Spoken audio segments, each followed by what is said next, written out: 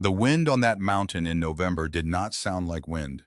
It sounded like something waiting, a ridge of dark pines, snow moving sideways across granite, and below the ridge, in a clearing no wagon road had ever found, three figures standing shoulder to shoulder in the storm. Tall men, silent men, one leaning on a walking stick, one with a rifle pointed at the snow, and the tallest one raising a single gloved hand. They were not looking at each other. They were looking at what was coming up the trail.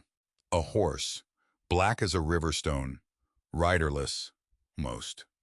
The shape in the saddle had stopped moving hours ago. Somewhere far below that ridge, a lamp still burned in a study window. A contract still lay on a desk. A man with clean fingernails was already saddling his own horse to come find her. She had 12 hours. She did not know it yet, and the three men on the ridge did not know, yet, whose daughter had just ridden into their winter. 6 days after her father was buried, Elspeth Braithwaite realized she had 12 hours left to run. Not because anyone told her, because she was standing in her father's study with a contract in her hand and the wrong man on the other side of the desk. And the math of what was coming had finally arranged itself in her mind, the way math sometimes does when a woman has stopped pretending she does not know the answer. The lamp on Ambrose Braithwaite's desk had been burning for 3 hours. The oil was low, the wick was smoking. The house smelled of wood smoke and the lavender her mother used to hang from the beams above the kitchen door. The beams her father had never taken down after her mother died, because taking them down would have meant admitting she was not coming back. Ambrose Braithwaite was not coming back either. 6 days now, under a rectangle of frozen November earth, she had helped shovel closed with her own hands. And now Gerard Crenshaw was standing at her father's desk with a smile Elspeth had grown up thinking was warm. Howe was not a large man. That was one of the strange things about him. He did not need to be large. He took up rooms the way certain kinds of weather take up a valley. He tipped his hat back from his forehead. He said her name the way a man says the name of something he already owns. 23 years old. Sweetheart. A young woman cannot run a horse operation by herself. Your daddy knew that. He knew you'd need somebody steady, that was the word. As if she were a mare, as if he were a fence post, as if the last 5 months of watching her father grow gray and thin and confused in his own kitchen had been the natural aging of a tired man and not a slow, deliberate poison that somebody was pouring into him week after week. Elspeth kept her hands folded in front of her apron. She had learned that trick early. Her father had taught it to her when she was 6 years old and afraid of a mare that had thrown a hand the week before. When you work with animals, Ambrose had told her, your hands tell the truth before your mouth does. So you keep them still. You keep them still until you know. She kept them still now. She asked, softly, if she might see the contract. Gerard's smile did not move, but something behind his eyes did. He slid the paper across the desk with the flat of his palm. His fingernails were clean. That was the detail she would remember for the rest of her life. His fingernails were clean, and her father had been buried with dirt under his, from trying to plant one last row of apple trees in the frozen October ground 3 days before he stopped being able to stand up. She read the contract. It was a betrothal, signed by her father 2 months before his death. The signature was her father's. The hand was not. The hand had trembled so badly the ink had blotted through in 3 places. Ambrose Braithwaite had signed his name at the bottom of a page he had not been well enough to read. Elspeth Rose Braithwaite, promised in marriage to Jared Alistair Crenshaw, effective on the 14th day following the death of Ambrose Braithwaite, which was tomorrow. Her father had signed this in September. September was when he had stopped writing, which meant Gerard had known Ambrose was going to die in November, which meant Gerard had known because Gerard was the one making it happen. Elspeth folded the contract very carefully along the crease Gerard had put in it, and she placed it back on the desk. She heard her own voice come out of her mouth as if it belonged to someone else, someone older, someone she had not met yet. My father did not call you Gerard. He stopped smiling. Just for a second. He recovered fast. He called you Crenshaw. He always called you Crenshaw, even when you shared a meal at this table. Elspeth, he would not have signed his daughter's life to a man he called Crenshaw. The room went very still. Outside the window, in the paddock beyond the barn, a horse nickered. She knew that voice. Midnight rain.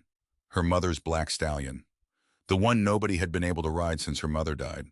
He was calling for her the way he always called for her at dusk, because the sound of the kitchen door opening at feeding time was the only routine that horse still had, and he was checking, every evening, to make sure the routine had not been taken from him again. Jared's voice dropped when he answered her, not with anger, with something worse. The soft voice of a man who had never been told no by anyone who mattered. You're upset. You've lost your daddy. That's a natural thing for a girl. I'm not a girl.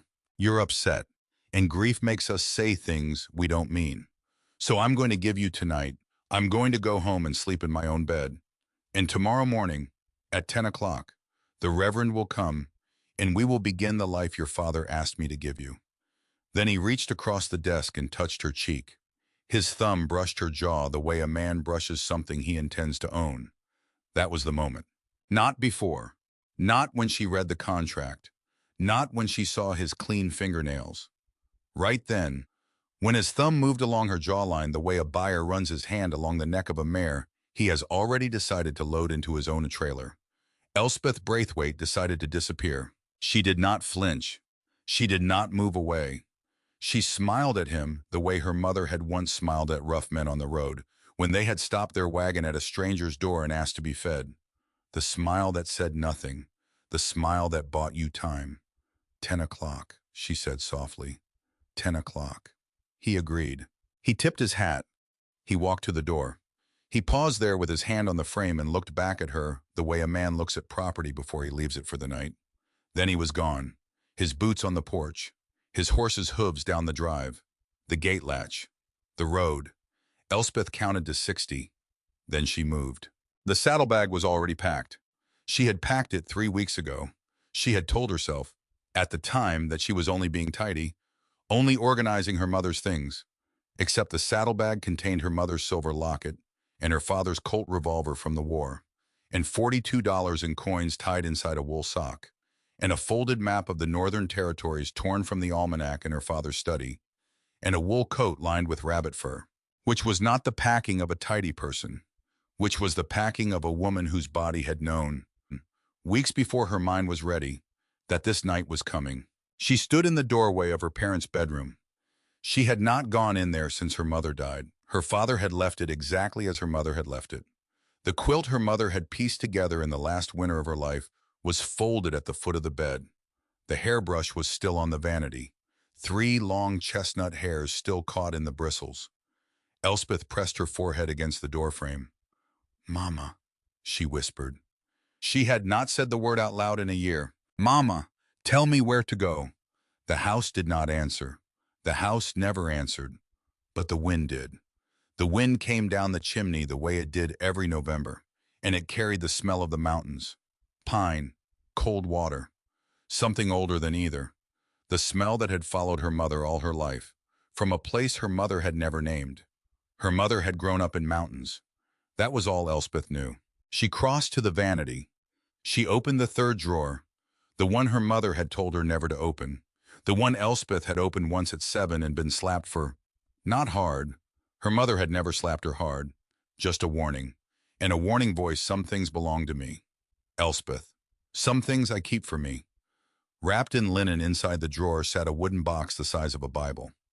Elspeth had never opened it. She opened it now. Inside lay a bundle of letters tied with black ribbon, a pressed sprig of lavender, brittle as a fingernail, a carved wooden horse the size of her thumb, and a folded piece of paper yellow with age. A name was written on the outside of the paper in her mother's young hand. The name was Elias. Below the name, an address, Bridger Hollow, Wyoming Territory, 3 days north of the mining town of Standing Rock. The ink was faded but not gone, which meant her mother had refreshed it, which meant her mother had opened this drawer and taken out this paper and rewritten the address over and over again across 20-some years, because she was keeping it, because she was keeping it in case her daughter needed somewhere to run. Elspeth's hands were shaking. She let them shake. She took the paper. She took the wooden horse. She left the letters, because she was not ready to know what her mother had written to a man named Elias in a life before Elspeth existed. She would read them someday. She promised herself that. Someday when she was safe, she saddled Midnight Rain in the dark. How was skittish, the way he was always skittish. He had been Ambrose's rescue project, the one horse her father had not been able to finish, and Elspeth had inherited both the animal and the failure. But tonight the horse stood for her. She whispered against his neck in the language her mother had taught her, a language that was not English exactly, not any language exactly, but a rhythm and a certain low run of vowels, and Midnight Rain lowered his head into the halter and let her cinch the saddle and stood as still as a black stone in the paddock while she tied her saddlebag behind the cantle. "We're going to your mountains," she told him, because he had come from a mountain herd, wild caught, from a range in the north, her father had said when he first brought the colt home. Wild caught, and never quite tame, and never quite calm, and never quite anything except black and beautiful and too much for the men who had tried him. Elspeth swung up into the saddle. The moon was rising. She rode out of the paddock. She rode past the house without looking at the lamp still burning in her father's study window. She rode past the barn without looking at the fresh mound of earth at the far corner of the meadow. She rode north down the wagon road, and the road became a lane, and the lane became a trail, and the trail became mountains. She did not look back. She could not afford to look back. A woman on the run cannot break. A woman on the run has to save the breaking for later, for a place with walls, for a place with a door that locks from the inside, for a place where a man named Elias might still remember a girl who had left him 17 years ago and might still be willing to take in the daughter she had not lived to bring. Elspeth did not know if such a place existed. She rode north to find out. The first night she slept in a hay barn behind a chapel 3 counties north of home.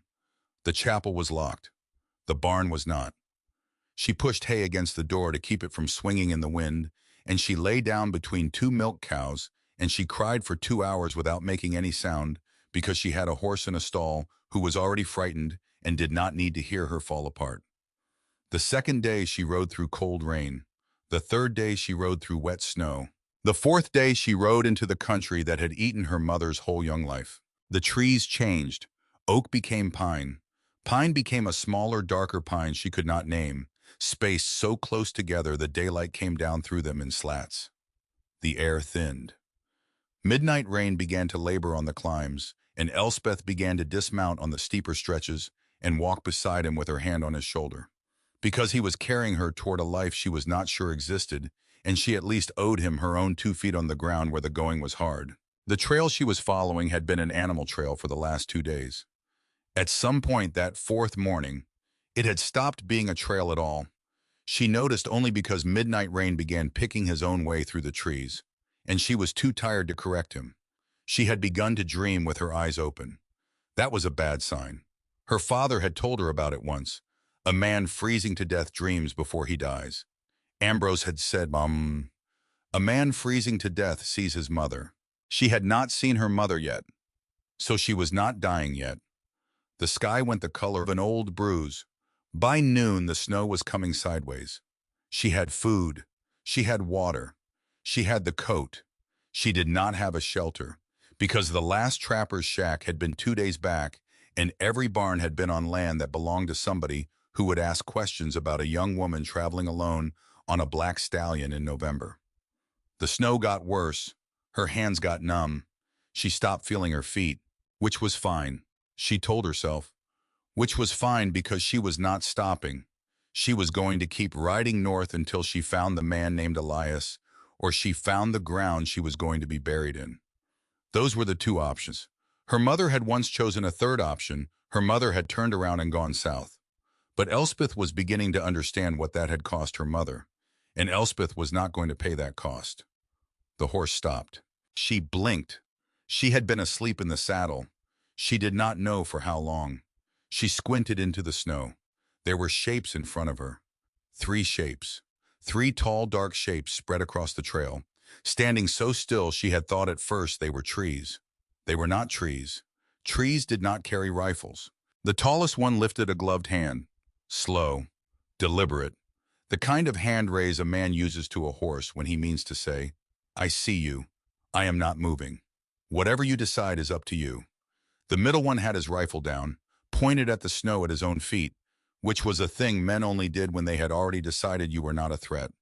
The third one, the youngest one, was leaning on a walking stick.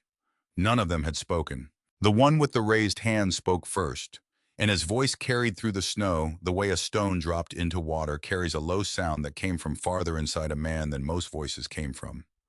"Ma'am," she tried to answer. Her mouth did not work. She tried to lift her hand off the reins. Her hand did not work either. Her hand had frozen around the leather in the shape it had been holding for 6 hours. The tall one came forward one step at a time, until he was at the horse's shoulder. He looked up at her. She looked down at him. He was wearing a wolf fur hood pulled low over his brow, and in the shadow of the hood she saw a leather patch over his left eye, and a long white scar that came out of the hairline and ran through the eyebrow and disappeared under the patch and came out again along the cheek like a river coming out of a canyon. He asked how long she had been riding. She said something. She did not know what. He nodded once. He called back over his shoulder without turning his head, and the middle brother came forward, his rifle slung across his back now, his right hand tucked into his coat pocket, out of the cold. When he unstrapped a wool blanket from his own horse's saddle, she saw why the hand had been in the pocket. The glove on that hand had been sewn to fit a hand missing 3 fingers. Somebody had made him those gloves. Somebody who loved him. The one-eyed man asked, gently, if he could lift her down. He waited until she managed one movement of her chin. Then he lifted her out of the saddle. She weighed nothing. She was ice and cloth and a body underneath both. He was so warm through his coat she made a small sound against him, a sound she was ashamed of later, but he did not react to it. He wrapped her in the blanket. He passed her to the youngest brother, the one with the stick, and the youngest brother caught her against his chest with a careful strength that reminded her, absurdly, of her father holding newborn foals. "Oren, get her to the cabin. Elias, she's blue. I know she's blue. Get her to the cabin. Micah, get the horse. That horse ain't gonna like me. That horse is going to like you fine.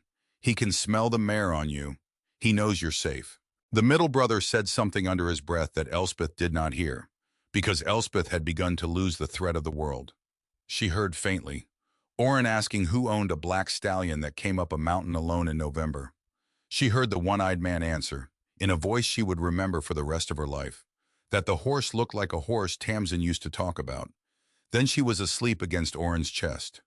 The world was gone. She woke to the smell of wood smoke and pine sap, and something else, something she could not name, that turned out to be the particular smell of a cabin lived in by 3 men for a very long time. She woke slowly.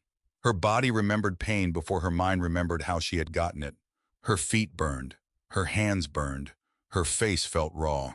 She lay very still under a mountain of quilts and watched the light on the ceiling and tried to remember her own name.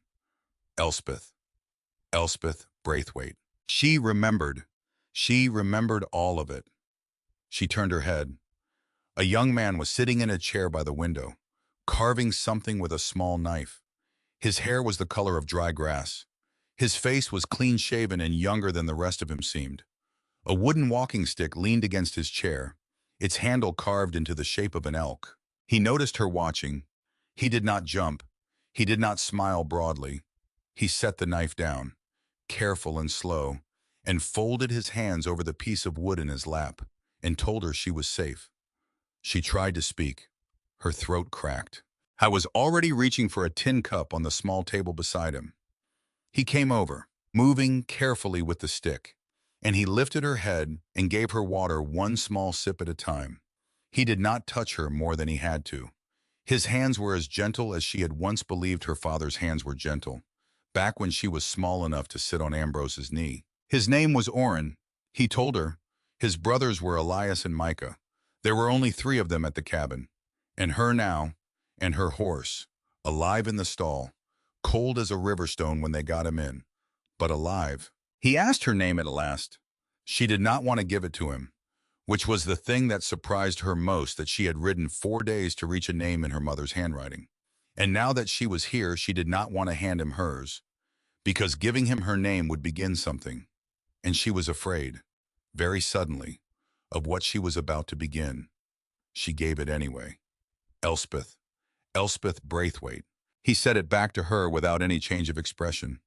That was a kindness. That was a first kindness. The door opened before he could ask her anything else.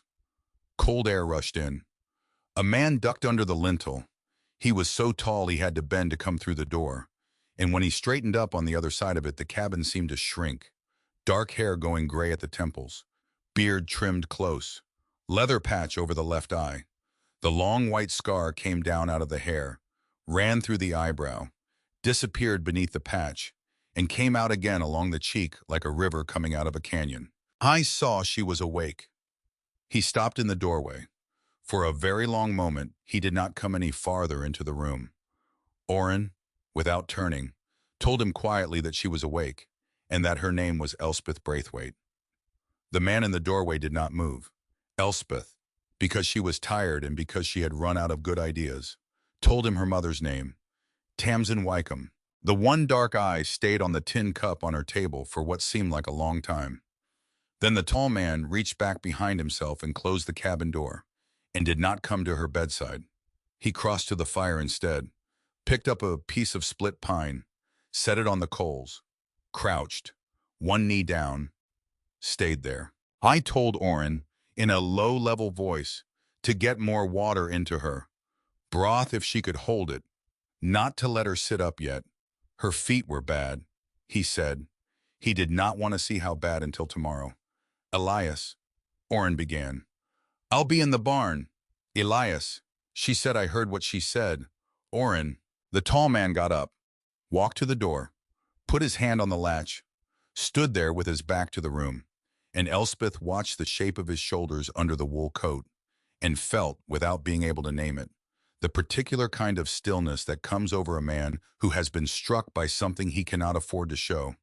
He asked her age without turning around. 23. He nodded once. He said nothing else. He walked out into the snow. The door closed behind him.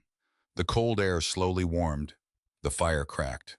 Orrin sat back down in his chair and picked up his carving and worked at it for a full minute before he looked at her. And his young face was full of 100 things he was not going to say. He said only, softly, that she had had a long ride, and that she should rest, and that everything else could wait. She slept.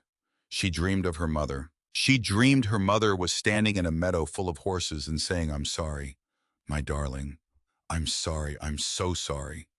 She woke up crying. She did not know she was crying until Orrin, still in his chair, quietly handed her a folded handkerchief and turned his face toward the window so she could cry in privacy.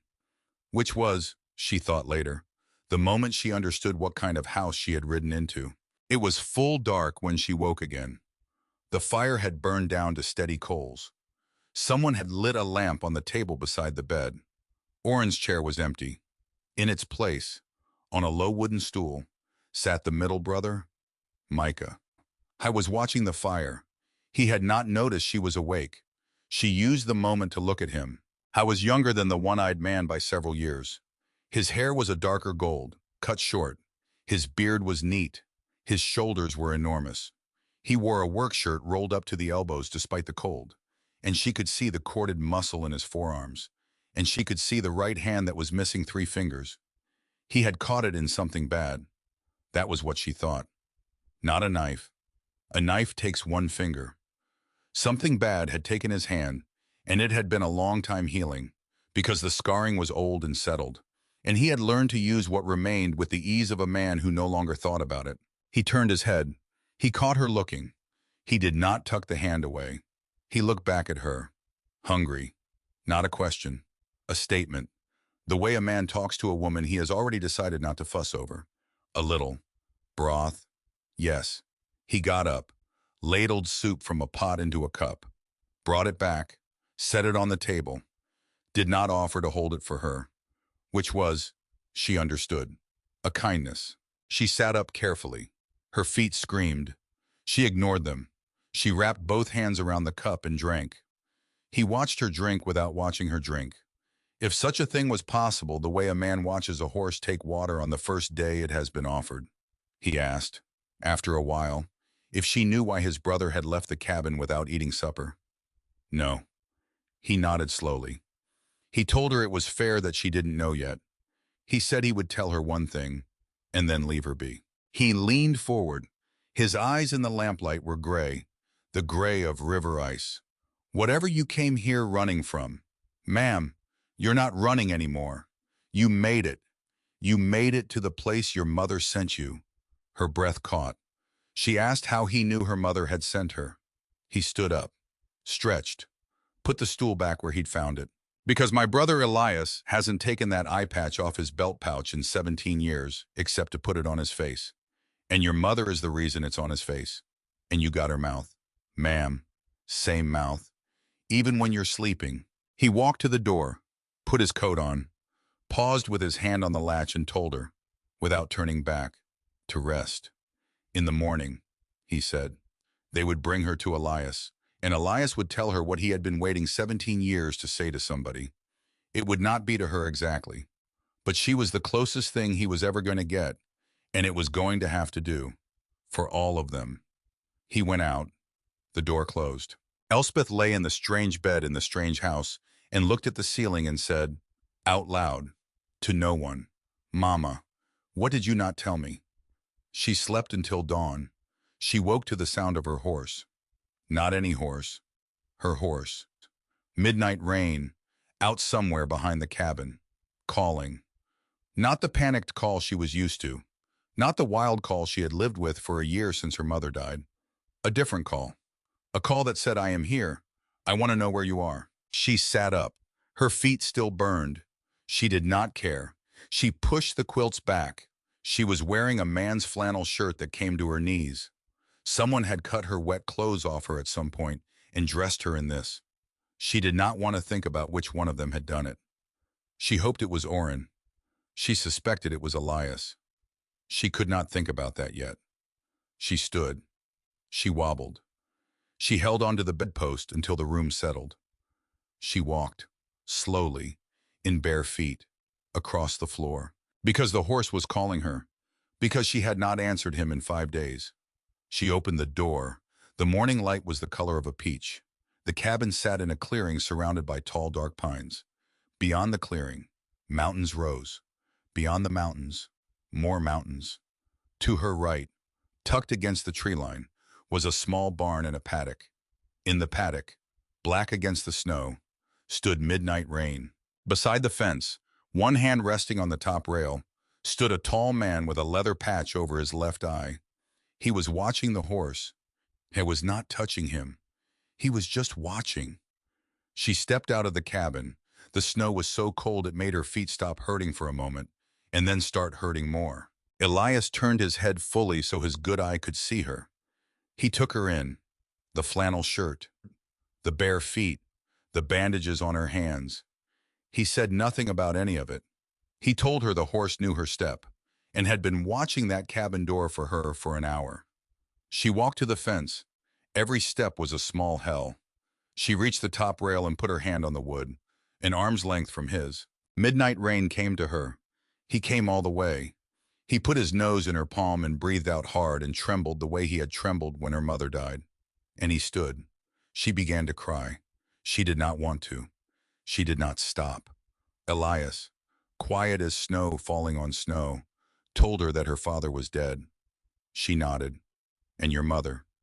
Yes. And someone made you run? Yes. And you had the address? In a wooden box. She'd kept it, and I never knew, and She stopped. She was going to say something too big. She stopped. He did not push her. He told her. Instead, his own name, Elias Bridger. He told her she had already met his brothers, Micah and Oren. He told her they had been raised by a man named Josiah Bridger, dead 10 years now, and that the cabin was still Josiah's in the way that things stay a man's after he is gone. He said they trapped. They raised a few horses. They minded their own. That is a poor introduction to a woman who has just lost her father, he said, and I'm sorry for it. I don't have any better one. She wiped her eyes with the back of her bandaged hand. You knew my mother. Yes, you loved my mother. He was quiet for a long time. Long enough that she thought he was not going to answer. Long enough that she thought she had asked something she had no right to ask. Then he said yes, And he did not say it while looking at her. He said it while looking at the horse. And she loved you. I believe so. Once, she kept your name. He closed his eye, just for a moment. When he opened it again, he told her he did not need to know what her mother had kept. He needed to know what she needed, because she had not ridden 4 days through November to give him an inheritance. She had ridden because she was being hunted, and whatever was hunting her would come here, and it would come soon. So she needed to tell him what he was defending his brothers against, and she needed to tell him today. She had thought she would take longer. She had thought she would need to know him first. Except she looked at his one dark eye, and at the horse under her hand, and at the two brothers who had come out of the cabin behind her and were standing on the porch in the morning light, waiting without pretending they were not waiting. And she understood, suddenly and completely, that these 3 men had already decided. They had decided before she had opened her eyes. They had decided the moment Elias had reached up and lifted her, weightless and blue, out of her saddle. They were not asking her whether she deserved their defense. They were only asking her what to defend against.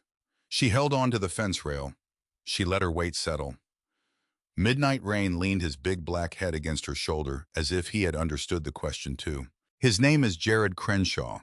She told them, he was my father's business partner. He is a rich man in our county, and his brother wears a sheriff's badge. My father died 6 days ago. He had been sick for 6 months, and I thought he was just grieving my mother. But yesterday I read a contract Gerard made him sign 8 weeks before he died. And I understood. Elias waited. I understood that my father did not die of a heart. Mr. Bridger, my father was killed. Behind her, on the porch, Orrin drew in a small, sharp breath. Elias did not react. He kept his good eye on the black horse. The contract promised me to Gerard. He was going to marry me tomorrow morning at 10 o'clock. So I left last night. I took the horse my mother left me, and I took an address I found in her drawer, and I rode north until I couldn't ride anymore, and your brothers found me in the snow. She paused. She swallowed. She said the last part small. I don't know what my mother was to you. I don't know if she owed you anything. I don't know if I have any right to be here at all, but I'll leave if you want me to. I needed to. You are not going anywhere. She looked at him. He was looking at her now, with his one dark eye, fully, the way he had not looked at her yet. You are not going anywhere. Elspeth Braithwaite, you are staying in this cabin. Your horse is staying in that paddock. My brothers and I are going to keep you alive. That is what is going to happen. That is what your mother would have wanted. That is what you would have deserved even if she'd never met me. And that is the last I'm going to say about your right to be here. He straightened. He turned toward the porch. He told Micah to come look at her hands, and Orrin to get her back inside before she lost another toe. The brothers moved. Elspeth looked at the man beside her at the fence. Thank you, she said very quietly. Elias Bridger, who had loved her mother when he was 20 years old and had waited 17 winters on a mountain for someone who never came, did not answer her out loud. He only touched the top rail of the fence with his one good hand, just once, where her hand had been. Then he walked away, to see about her horse. The days after Elspeth arrived at Bridger Hollow moved slowly, slow in the way mountain days moved, slow in the way a body heals when it has been broken by the wrong kind of running. Her feet came back to her over 4 days. Micah was the one who tended them, which surprised her. She had expected Orrin. Orrin had the gentle voice and the healer's carving hands and the young man's care with wounded things. But it was Micah who sat at the foot of her bed each morning with a basin of hot water and a jar of pine tallow salve. And it was Micah who unwrapped her bandages. And it was Micah who did not flinch at what he saw. I told her she had lost the nail on the second toe. He told her the way he might have said the coffee was cold. It would grow back. He said, maybe not straight. She didn't need a straight toe. She said, no, sir. He grunted. Told her not to, sir, him. He wasn't old. Micah. I was concentrating. His 3 remaining fingers on his right hand held the fresh linen against the sole of her foot with the careful steadiness of a man who had spent a decade reteaching his own body to do small things. She watched the way his knuckle bones stood out where the fingers were gone. She watched the way he anchored the cloth with the pad of his palm and looped the wrap with his left. efficient, practiced. The movement of a man who had made peace with what was missing. Why? She began. She stopped. He kept rapping, did not look up. He asked, without inflection, what she meant. Never mind. Ma'am, I'm sorry, Elspeth. Elspeth. I know. He tied off the wrap, set her foot down, wiped his fingers on the towel over his shoulder. Then he looked at her. You want to ask about the hand? I don't. You do. I don't want to ask what's not mine to ask. He leaned back on his stool, crossed his arms. The three-fingered hand rested easy in the crook of the other elbow. He was not upset. If anything, he looked amused. Ma'am, Elspeth, you are lying in my brother's cabin. My brother who loved your mama. You are going to be here a while. If you flinch every time you look at my hand, this is going to be a long winter. I'm not flinching. You looked at it 3 times just now. She flushed. He told her plainly that she could look all she wanted. There was nothing shameful about a man losing fingers. That was the size of it. She could have the story someday. Not today. Today she was going to eat the broth Oren had warming on the stove, and she was not going to put weight on her feet, and she was going to stop apologizing for questions she had not even asked. She laughed. It hurt less than the last laugh had. Micah's mouth did the smallest thing. Not quite a smile. Almost. He stood up. He picked up the basin. At the door he paused, and without turning back he told her she was not a burden. She should not get to thinking she was his brother. He said would ride himself to death for her and not know why. Elias too. Oren was halfway there already. Anybody in the house who made her feel like a burden that was on them. He said, not on her. He left. She lay in bed and stared at the beam over her head. Because he had said his brother would ride himself to death for her and not know why. Because that was a strange sentence. Because it separated Elias from the brothers, even while he was calling all 3 of them the same word. Because it meant Micah understood something about his older brother that his older brother was not going to say out loud. Which meant Elspeth understood it too. Not fully, not yet, but enough. By the 6th day she could walk. By the 7th day she could stand in the paddock. Midnight rain came to her every morning now. The first morning he had come and stood. The second morning he had come and lowered his head into her hands. The third morning she had opened her palm and offered a piece of dried apple that Oren had cut for her, and the stallion had taken it with the delicacy of a horse who had, sometime in the last week, remembered what softness was. The Bridger brothers watched. They watched without pretending they weren't. She noticed it on the 4th morning. Elias at the barn door with his one dark eye tracking the stallion's ears. Micah at the corner of the paddock with an axe balanced across his shoulder and no wood in sight to be split. Oren on the porch with his carving forgotten in his lap. She turned without turning her head and asked whether they always took their coffee this way, in a semicircle, watching a horse. Oren laughed first. His laugh was quick and easy, the laugh of a young man who had not been given many chances to be young. Micah's mouth did the not-quite smile again. Elias tipped his head. One small tip. Acknowledgement of something. She turned then. She looked at all 3 of them. She told them she needed to work with the horse. He could not stand in a paddock forever. He needed work. He needed handling. He needed somebody to remember him. He had been remembered wrong for a year. Elias walked over to the fence, set his forearms on the top rail. He asked her to show them. Show you what? How your mother taught you. Her breath caught. Then she nodded. Then she turned back to the horse. She did not touch Midnight Rain. She stepped away from him. She walked to the center of the paddock and stood, hands loose at her sides, and she did not look at the stallion at all. She looked at the trampled snow. She let her breath out. She waited. The horse turned his head. She still did not look at him. The horse took 1 step toward her. She did not react. 2 more steps. 4. 6. She could hear his hooves in the snow. She could smell his warm hay breath. She still did not turn. He put his nose against the back of her neck. Then she turned. Slowly. She put her forehead against his forehead. She stood that way for a long moment. When she looked over at the fence, all 3 brothers were absolutely silent. Elias broke it. He said her mother had once done that same trick. She said the horse chooses. She said, if the horse chooses you, everything else is easy. If the horse doesn't choose you, everything else is a fight. She used to say that. Yes. He closed his eye, just for a second. He was not a man who let his face show much. Even his good eyes stayed guarded most of the time. But for that 1 second, standing at the fence in the morning light, he looked like a man who had heard a voice he had not heard in 17 years. Then he opened his eye. He nodded once. He walked to the barn. Micah watched him go. Then Micah looked at Elspeth. Then Micah picked up the axe and walked away without a word. Only Orrin was left. He limped over to the paddock fence with his elk-handled stick. Elspeth, he said.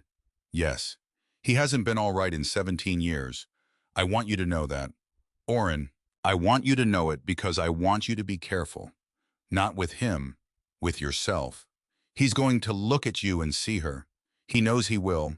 He'll try not to. He might not manage. And you deserve to be seen for yourself. So you tell me, or you tell Micah, if he starts seeing the wrong woman when he looks at you, you hear me. Her throat closed. She nodded. He adjusted his weight on his stick, gave her the small candle flame smile. He told her he was going to make her biscuits tonight, and that he made terrible biscuits, and that she should prepare herself. Then he limped away toward the house. She stood in the paddock with her forehead against the stallion's forehead and thought, I have known these 3 men for 8 days. I have known these 3 men for 8 days, and one of them has just warned me about the heart of the other one like a brother in a story, and I don't know what to do with any of this, and I don't have anywhere else to be. Midnight Rain snorted. She pressed her nose into his black cheek. I know, she whispered. I know. That night, after supper, she found the letter. She had not opened her saddlebag since the brothers had brought her in.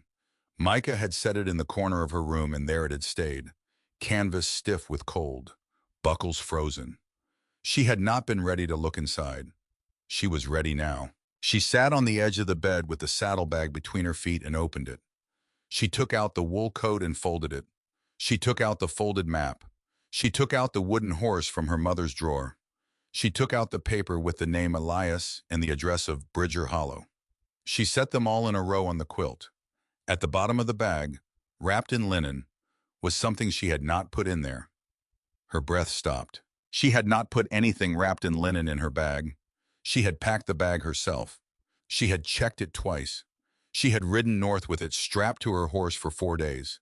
And someone, sometime in the last week, had put a small linen-wrapped bundle into the bottom of her saddlebag. She lifted it out. The linen was clean. The knot was neat. Nothing about it was threatening, but the strangeness of it made her hands cold. She untied the knot. Inside the linen was a letter. The paper was old, not just old used, folded and unfolded so many times that the creases were on the point of tearing through. The ink was faded but still legible. The handwriting was her mother's. The letter was addressed to a man named Elias Bridger. It had never been sent. She turned it over slowly. Tucked against the letter was one more thing. A pressed sprig of lavender, brittle as a fingernail, identical to the one in her mother's box. She had left the letters in that box. She had not brought a single one, which meant her mother had, at some point before Elspeth was born, tucked one letter into a canvas saddlebag Elspeth had not owned yet, or her father had, after her mother died, moved that letter into whatever bag Elspeth might one day pack in a hurry, which meant somebody in her family had been leaving her a note across time. Somebody had believed she would need it. She pressed the letter to her chest and sat on the edge of the bed and cried without any sound at all for several minutes, because she understood, finally, that her mother had been preparing her whole life to send her only daughter to a mountain she had promised herself she would never speak of. When she could breathe again, she read. The letter was short. Elias, if you are reading this, I did not come back. I did not come back because I was afraid, and later I did not come back because I was ashamed, and later still I did not come back because I had built a good life with a good man, and I did not want to be the woman who threw over a good life for a memory. Please do not blame Ambrose. He never knew.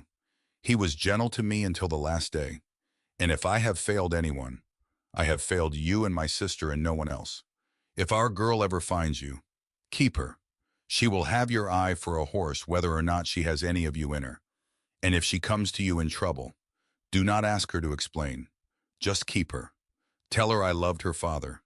Tell her I loved you also. Tell her the mountain was the truest place I ever lived. And I am sorry I could not be brave enough to die on it. Tamsin. She folded the letter along its original creases. She sat very still. Outside her door, she heard the low murmur of two men talking by the fire. Elias and Micah. Orrin was already asleep. She had gotten to know the rhythm of the house. Orrin went to bed early because his leg hurt more at night. Elias sat up longest because he did not sleep well. She got up, wrapped a shawl around her shoulders, walked to the door, stood there with her hand on the latch. Because she could not sleep with this letter unread by the man it belonged to. Because her mother had asked. Because she had been in this cabin 9 days, and she had not yet fully looked into the one dark eye of the man who had lifted her out of a saddle in the snow. And she was not going to keep not looking any longer. She opened the door. Elias was in the chair by the fire. He had a book in his hands. The book was old and worn. He was not turning pages. He was staring at the fire over the top of it. Micah was on the bench, cleaning a rifle. He looked up when she came in. He looked at her face. He looked at what she was holding in her hand. He set the rifle down, got his coat, was out the door in 15 seconds. Did not look at his brother. Did not need to. Elias set the book on the arm of the chair. He did not stand. He did not speak. He watched her come across the room. She held out the letter. She told him it had been in her saddlebag. She did not know for how long. She did not think she had been meant to find it until she was here. He took it, held it in both hands, did not open it. It's her writing. Yes. How can you tell without opening it? Because you looked at the outside for a long time before you touched it. Because you know how she folded a letter. He closed his eye. He opened it. He read. She stood in front of the fire with her shawl around her shoulders and watched a 42-year-old man read a letter that his lover had written to him 20-something years ago and had never sent. His shoulders drew down. His one hand came up, slowly, and pressed against his mouth. He kept reading. When he was done, he folded the letter along its original creases and handed it back to her and told her to keep it. It's yours. It was written to me. It was kept for you. You keep it. His voice was steady. It was steady in the way that only men who cannot afford to let their voices break make their voices steady. She took the letter back. Tell me about her, he said, very quietly. So she sat down on the bench where Micah had been. She wrapped the shawl around her hands. She told him. She told him about the town she had grown up in, and about her father, and about the songs her mother had sung at night when she thought no one could hear, and about the way her mother had cried at Christmas without explaining, and about the scar on her mother's wrist that had never really looked like a fall. Was it him? Yes. She sang. Elspeth went on, because if she stopped talking now, she would cry. She had one song about a black horse in a river, and I used to think she made it up. No, that was a song her grandmother taught her. From Wales. Wales. Her people came out of Wales. 2 generations back. Her sister still sings the same songs. I imagine, if her sister is still alive, her sister Theodora, she had a sister. Elias looked at her, and his one dark eye softened, and he told her, gently, that she had not known about her aunt. No, I'm sorry. Is she alive? Yes, she lives about 6 miles from here. She is old and she is stubborn, and she has been alive for you your entire life without you knowing about her. And that is a thing you are going to have to hear more about tomorrow, because I am not going to give you 2 hard things in one night. Elias tomorrow. Elspeth. She nodded. She did not push. She could not have pushed. The fire cracked. He picked up his book again, but did not open it. He held it the way a man holds onto something small and warm, because he cannot hold on to anything larger. He asked her, without looking at her, which side her mother had mounted from. Left. Always the left. Even on a horse that preferred the right. Yes, she never was going to change that. She would fight a mare for a week rather than mount from the right. She'd say the horse could learn. She would. He was smiling. Very slightly. It was the first time Elspeth had seen his face open. It was strange to see. I was a handsome man. She had not fully registered that before, because his face had been closed to her. And a closed face can be many things, and handsome is not one of them until it opens. Elias, she said. Yes. When I found the address in her drawer, I didn't understand what I was looking at. I understood it was somewhere she'd kept for me in case, but I didn't understand it was you. No, you wouldn't have. You would have loved her all your life. He did not answer that. The fire cracked again. At last he told her that he had not been going to say that out loud, and that he would appreciate her not saying it out loud again either. Not because it was not true, because he had carried it as his own for a long time, and he would like to keep it as his own now that there was somebody else in the room. All right. He nodded once, looked at her, told her to go to bed, told her tomorrow was going to be a longer day than today. She stood. At her bedroom door, she turned back. Elias. Yes, thank you for reading it. He said nothing, but he lifted his hand, just his fingers, and he touched 2 fingers to his temple, in a small salute, in a small acknowledgement. She closed her door. She heard, through the wall, the outer door of the cabin open. She heard him walk out. She heard him go to the barn. She heard, faintly, faintly, the sound of a grown man crying against the neck of a horse that had known his mother when both of them were young. She lay down. She held the letter to her chest. She did not sleep for a long time, but when she slept, she did not dream at all.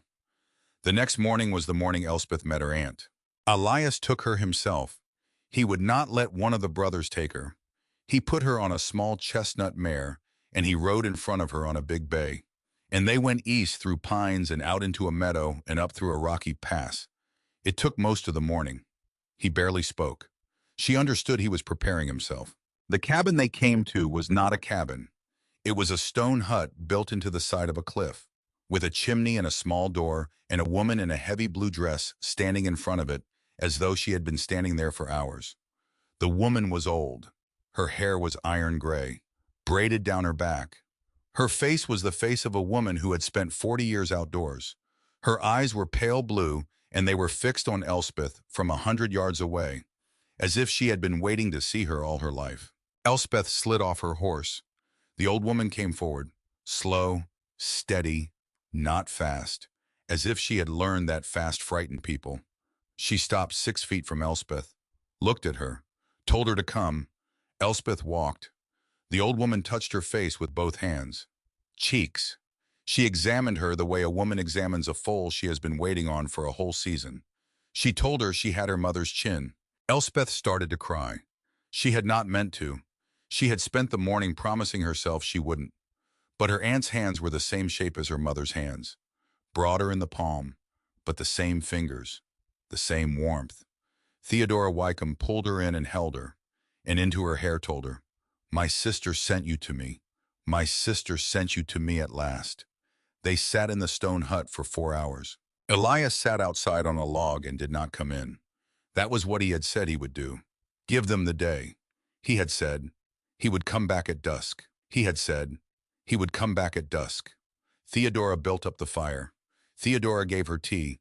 Theodora asked her questions the way a doctor asks about symptoms, small ones first, warming her up, working out to the bigger ones. And Elspeth answered, every one. And then, when Elspeth had answered enough, Theodora began to tell. She told the story of Tamsin. Not the story Elias could tell, the story of a girl loved in a summer, the other story. The story of a girl who had grown up in a small mining town at the base of the mountain with a sister 2 years older, and a mother who had died young, and a father who had drunk. She told the story of Jared Crenshaw, who had been the son of a rich mine owner, who had wanted Tamsin from the time she was 15, who had done things to her that no one had spoken of aloud, because in that town in that year one did not. She told the story of Elias. A summer when Tamsin was 20 and had met a tall, quiet trapper's son at a barn dance, and had, in Theodora's words, decided within an hour that he was the only man on earth. She told the story of the fight. Elspeth had thought she was ready. She was not. Jared had followed Tamsin one September evening, cornered her in a hay barn. Elias had come looking for her when she did not meet him where they had agreed to meet. Elias had walked into that hay barn to find another man's hands on the woman he loved. Elias had fought that man. Elias had almost killed that man. And Gerard, cornered, had picked up a bucket that had held lye water for a floor scrubbing that morning. The bucket was not empty. That was how Elias had lost his eye. Theodora told this quietly. He had been blind for 3 weeks. She and her mother had nursed him. Tamsin had sat with him every day. On the day he could see again out of the eye that was left, he had told Tamsin he was going to kill Gerard Crenshaw, and Tamsin had told him if he did that, they would hang him, and she could not lose him twice. She had made him swear. She had told him if he did not swear, she would leave, and he had sworn, and a week later, she had left anyway. Why? Elspeth said. Because Gerard had put out word around the mountain that if Tamsin stayed with Elias, he would have Elias killed and it would look like an accident. Because Gerard's father owned the mine and had 4 sheriffs on retainer. Because your mama knew, whether Elias swore or not, that as long as she stayed on that mountain, Elias would die. So she ran. She ran. She never told him. She left him a note that said only, I am sorry.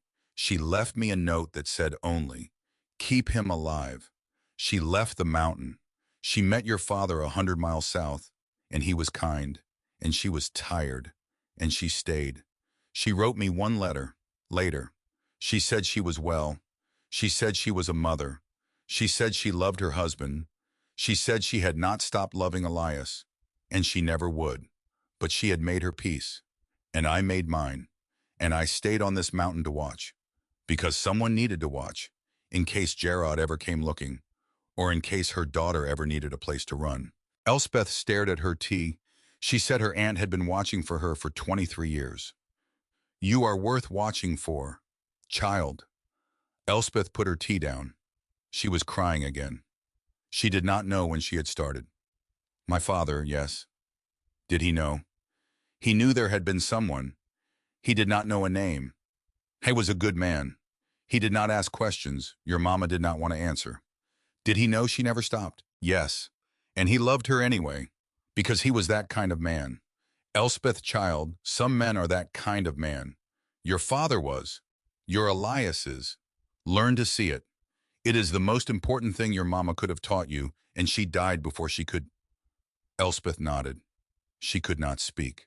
Theodora reached across the table and covered her hand with an old brown hand that had a callus on the palm. There was one more thing, Theodora said, and Elspeth must be strong for it, because it was the thing Elias and his brothers did not yet know that Theodora did. Aunt Theodora, your father did not die of his heart. Your father was poisoned. I know. Theodora blinked. It was the first time in 4 hours she had looked surprised. Elspeth told her, quiet, that she had read the contract, that she had understood the timing, that she had understood the smile Gerard had worn at the funeral, that she had known since the night she left. Child, my smart, brave, well-loved child, but I don't have proof. You do, because I do. Theodora got up, went to a chest at the back of the hut, unlocked it, took out a leather satchel that had been oiled and cared for over years, brought it back to the table, unlaced it. Inside were papers, many papers, letters, ledgers, receipts. She had been working, she explained, with a lawyer in Denver named Halbert Renshaw. It was Tamsin who had first hired him. Tamsin had written to him in her last week of life. Tamsin had known she was dying, and had known there was a chance Gerard might one day cross her family's path again, and had put money aside from her own household budget across 2 decades to pay a Denver lawyer to watch. The lawyer had been the one to build the network, not Theodora. Theodora had only been the pair of eyes closest to the mountain. Halbert Renshaw had the woman inside Gerard's house. Halbert Renshaw had the apothecary. Halbert Renshaw had the boy who had carried the powder from Denver to a small pharmacy near Elspeth's town every 3 weeks for 6 months. Theodora had letters, half burned, in which Gerard had named the plant he was using, aconite. She had the apothecary's ledger. She had the boy's sworn statement, dictated to Halbert and signed with a shaky X. She had enough. Elspeth stared at the satchel. Aunt, you have been fighting my war for me all my life. Child, you have been, child, listen to me. You have not been alone. Your mother did not leave you alone. Your mother left you in a life she could give you, and she watched over you the only way she could. And now the war she started is finishing, and you are going to finish it, and I am going to be at your side. And so is Elias, and so are those brothers of his, and so is that horse. Elspeth put her face down on the table. Theodora put her hand on Elspeth's hair. She stroked it, the way a mother strokes her child. She said in the softest voice that she knew, that she knew, that Elspeth should let it all out, that she had been carrying this alone for a year, that she was not alone. Cry, child, cry. Elspeth cried. Elias came at dusk. She was on the porch when he rode up. Her eyes were swollen. Her face was red. She held Theodora's satchel across her lap. He looked at her. He looked at Theodora, who had come out behind her and was leaning on the doorframe. He said, "It's bad." Theodora told him it was a lot, that it was not all bad, that some of it was a gift, that he should take her home and feed her and let her sleep, and come back tomorrow, and Theodora would tell him what she knew about Ambrose Braithwaite. And after that, they would decide together what to do about Gerard Crenshaw. Elias nodded. I helped Elspeth onto the chestnut mare. He mounted his own bay. Before they rode off, Theodora spoke to him without moving from the doorway. She told him Tamsin had kept his name in her drawer all her life. Elias's face did not move, but he sat very still on his horse for a long time. Then he tipped his hat once and told her, quiet, that he was obliged. They rode home in the dark. Halfway back, in a stand of pines where the wind had died and the moon was up, Elias reined his horse. Elspeth reined hers. I need to say a thing, he began. Yes, when you rode into this hollow, I told myself I would keep you safe because your mother would have wanted it. That is what I said to myself. That is what I told my brothers. That is what I have been telling myself for 9 days. She did not breathe. It is not enough of the truth anymore. She waited. I am going to keep you safe because I want to. Because you have your mother's chin and none of the rest of her. And none of the rest of her is my business. And none of the rest of her is what I look at when I look at you. Because you have been in my house 9 days, and I have watched you handle a horse the way she used to handle a horse. And I have watched you handle my brothers the way she never got the chance to. And I have listened to you laugh, which I have not heard your mother do since I was 20 years old. And I would like to hear you laugh in that cabin for a while longer. That is all. That is what I am saying. I did not look at her while he said it. He looked at the neck of his horse. She looked at him. Elias, you do not have to answer that. Elspeth, I did not say it so you would answer it. I want to answer it. Elspeth, I want to answer it. I have not laughed the way I laughed at orange biscuits since my mother died. I have not slept a full night since my father got sick. And I have been in your cabin 9 days, and I did not know it was possible to be in a house where 3 men look at me and none of them wants to own me. I did not know that was a house that could exist, and I would like to stay in it. However that ends, however long, I would like to stay in it. I looked at her then. His one dark eye was wet. All right, was all he said. She nodded. He nodded. Neither of them said any more. They rode home. At the cabin, Orrin had a light in the window. Micah was in the barn with the horses. Elias helped her down from the mare, and this time when his hand closed around her waist to steady her, he did not immediately let go. He let his hand stay there for one long, slow breath. Then he stepped back. Then he told her to sleep well. She went inside. She slept. She slept for the first time in a year without waking. 2 mornings later, everything changed. Orrin came in from the far trap line white-faced. He had his stick under his arm. He had a piece of blue wool fabric in his hand.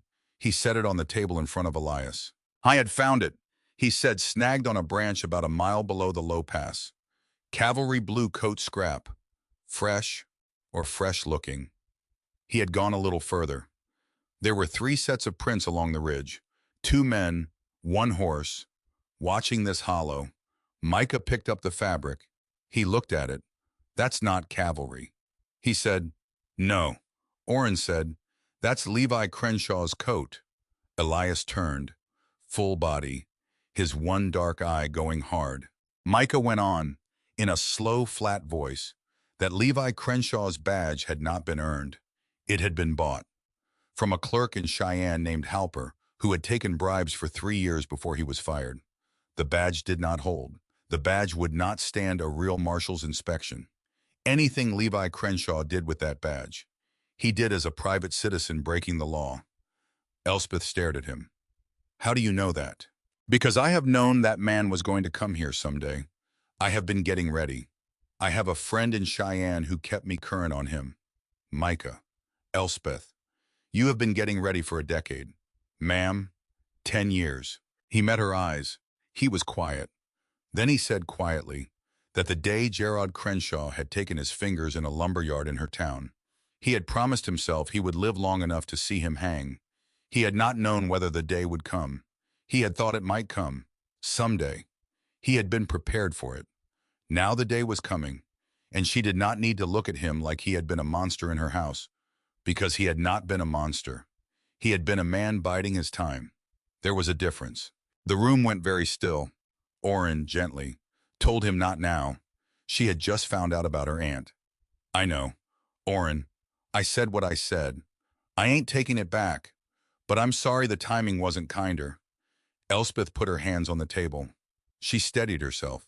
She asked how many men. 3. Orrin said, how long till they come? Elias, who had not spoken, said a day, maybe 2. She looked at him. He looked at her. Then we don't have time for me to be scared. She said, no. Then tell me what to do. Elias picked up the piece of blue wool. He crushed it in his hand. He told her that tonight she was going to write to her aunt. She was going to ask Theodora to bring every paper she had. She was going to tell her to bring the woman who worked in Jared's house down from Denver on the stage.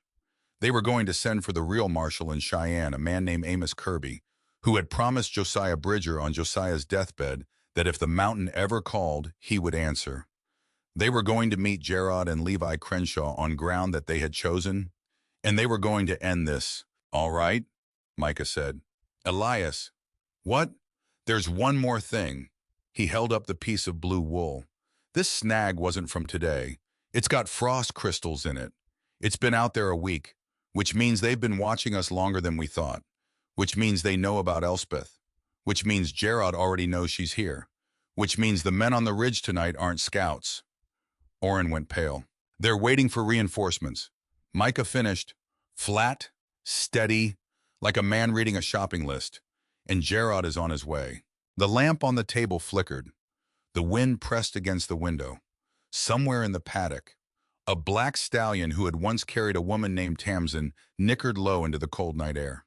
And the 3 Bridger brothers and the daughter of the woman they had all, in their own ways, been waiting for, stood in a small kitchen in a small cabin on a mountain in Wyoming territory, and understood that the 17-year winter was about to end. Elspeth put her hand on the table, palm flat, fingers spread. Then we get ready. Elias put his hand on the table beside hers. He did not touch her. He did not need to. Then we get ready. They had 3 days. That was Elias's estimate.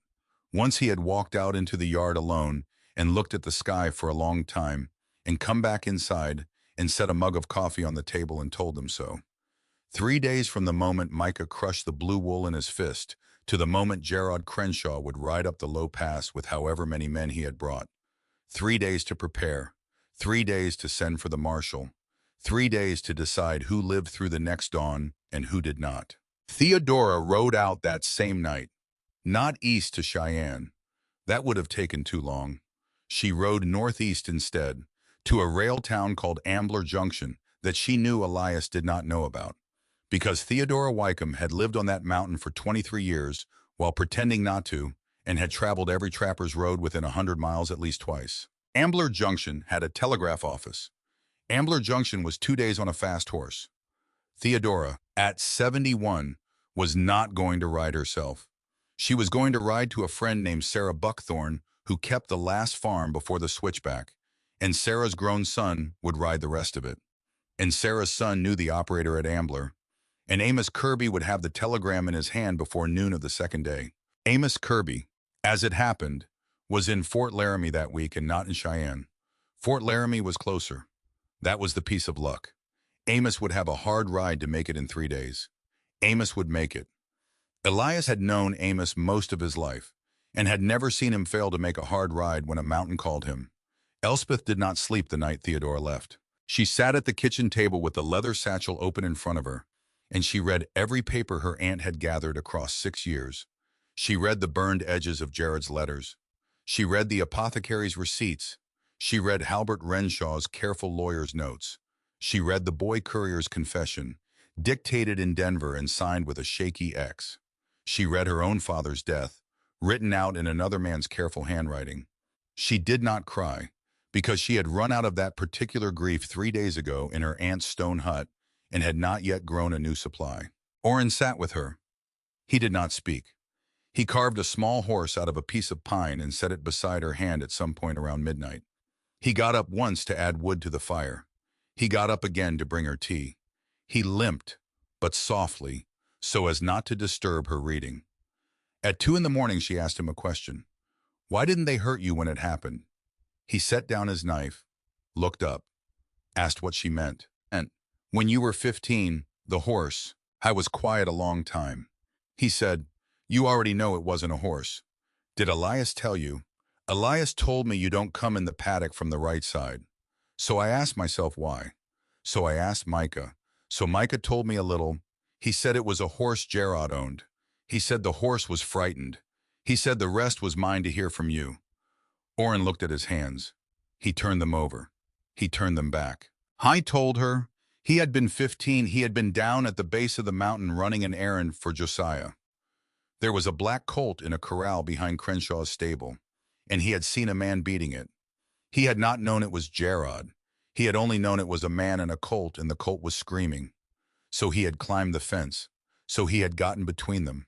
So the man had swung at him with the whip, and the colt had reared, and the colt had come down on his leg, and the man had laughed, and the colt had bolted, and he had lain in the mud for 20 minutes before Elias had found him.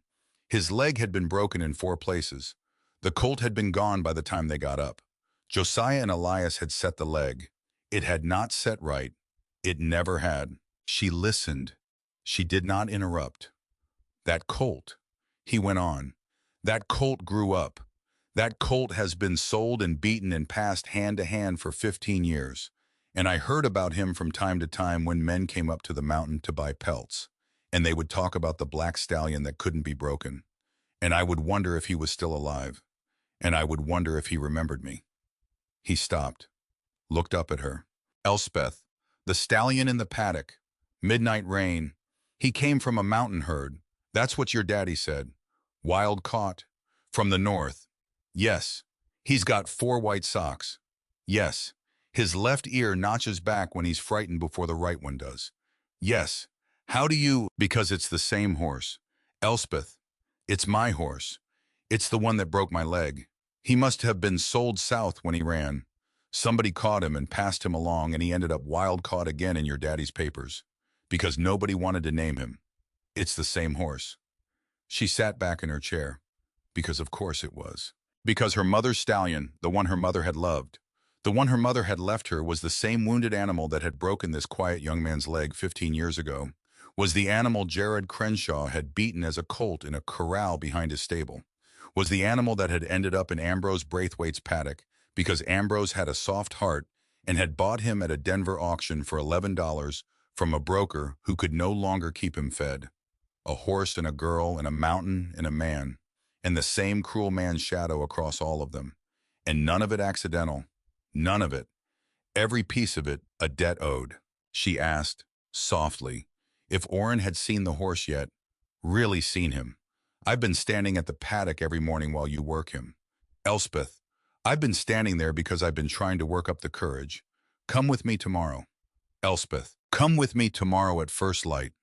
You bring your stick. You come in with me. You don't do anything. You just stand there, because he needs to see that you are alive. And you need to see that he is not what Gerard made him, because none of us are what Gerard made us. Orrin, he looked at her for a long moment. Then he told her, gently, that she was Tamsin's daughter.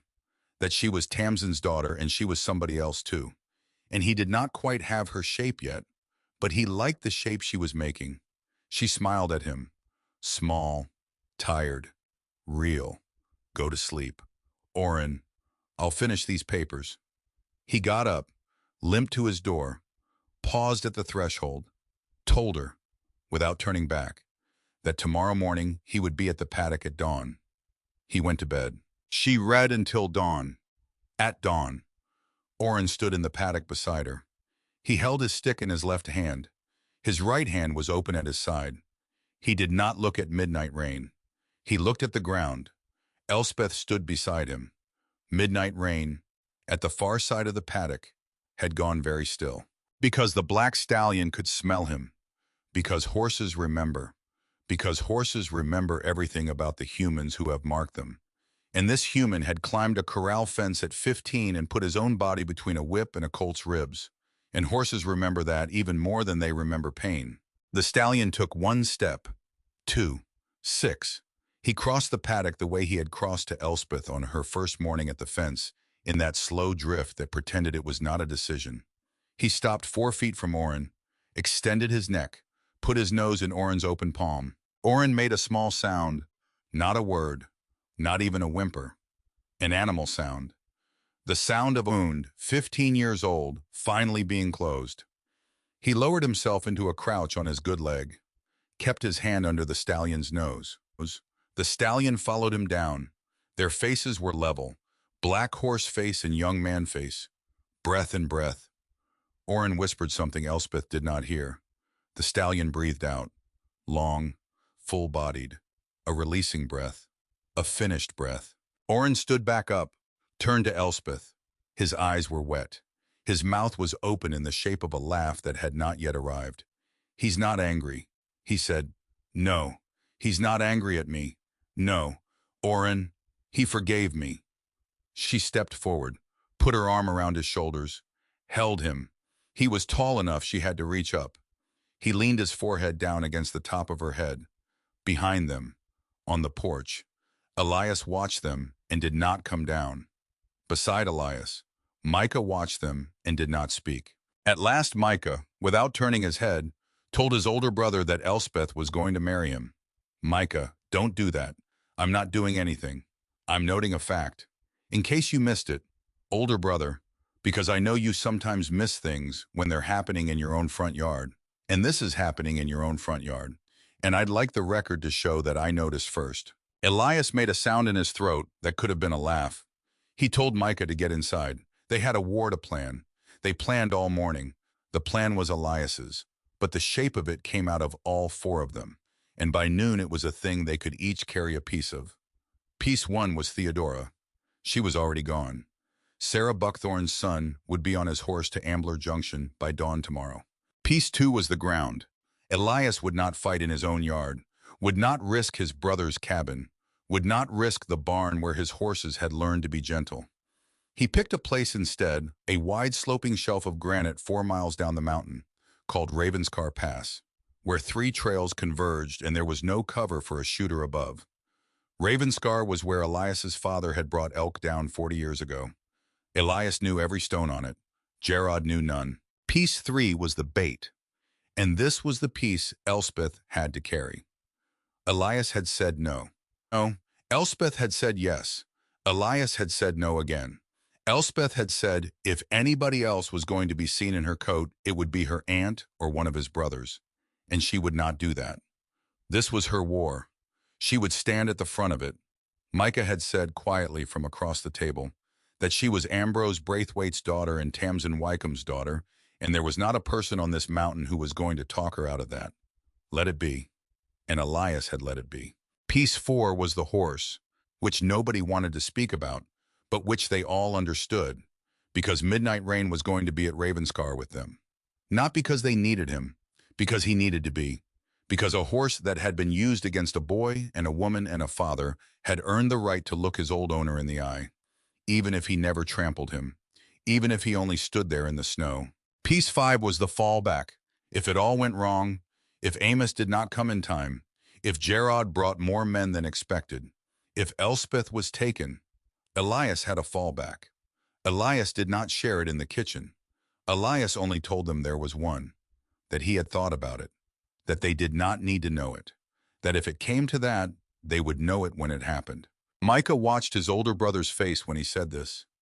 Micah did not push, but afterward, alone in the barn with Orrin, he told Orrin what he had heard. Elias meant, he said, that he would kill Jared himself and hang for it. That was the fallback, and they were not going to let him do that. They were going to end this on paper, in a courtroom, with a marshal. That was how they were going to end it. Orrin nodded. They packed the pack horses. They oiled the rifles. They fed the animals. They did not say much for the rest of that day. Nightfall of the second day, Amos Kirby was riding hard from Fort Laramie. He would be at the mouth of the low pass by the following dusk. He would be at Ravenscar by dawn of the third day if all went well, which meant they had one more full night in the cabin. At sunset, Elspeth found Elias in the barn. I was brushing midnight rain, which she had never seen him do. He had cared for his own horse and his brother's horses. He had not touched the black stallion.